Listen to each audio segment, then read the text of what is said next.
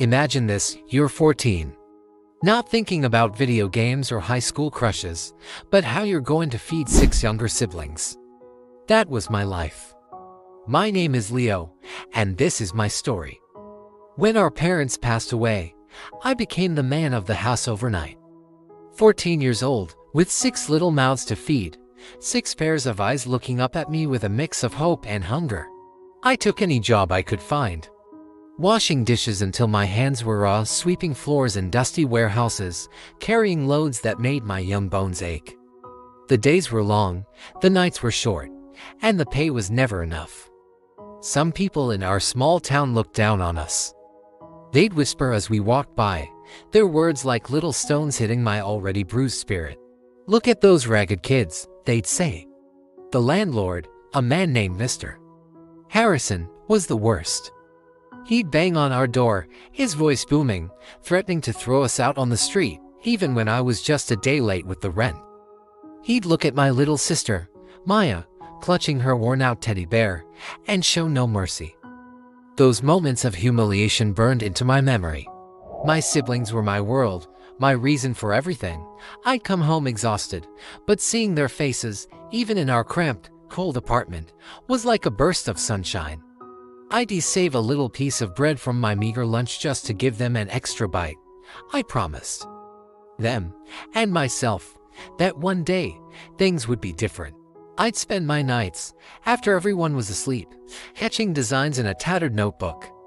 I had ideas, dreams of building things, creating things that could change our lives. My big break came unexpectedly. A local construction company was hosting a design competition for a new community park. The prize money was more than I'd ever seen. I poured all my sleepless nights, all my hopes, into my design. It wasn't just about swings and slides, it was about creating a space where families, no matter how poor, could feel welcome and joyful. Against all odds, I won. That win was the first step. I used the money to start a small contracting business, the same work ethic that got me through. Those tough years now fueled my ambition. I worked harder than anyone, I was smarter, and I remembered every single lesson in humility and hardship. My business grew, project by project, year by year. I made sure my siblings had the best education, the warmest clothes, and a house filled with laughter, not fear. Years later, I was a successful property developer.